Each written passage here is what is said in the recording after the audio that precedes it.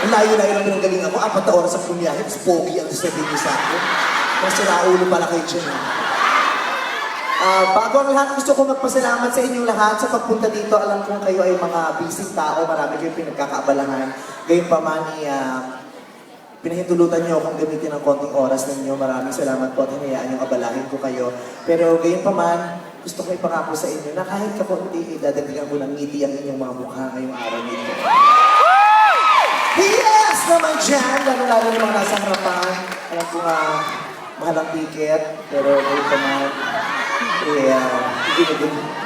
Basta ikaw! Nagugutom na si Junjun. Kinalakit niya na yung damit ko. Sabi ko, ang ganda ng legs niya. Binalag yung isa dyan kahoy. Binilala kong kaliwa o kanan. Ayan. Okay, thank you so much, ladies and gentlemen, for making me company tonight.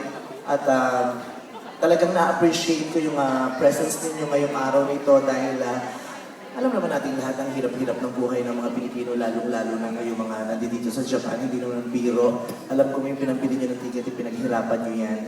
Kaya sobrang na-appreciate ko po.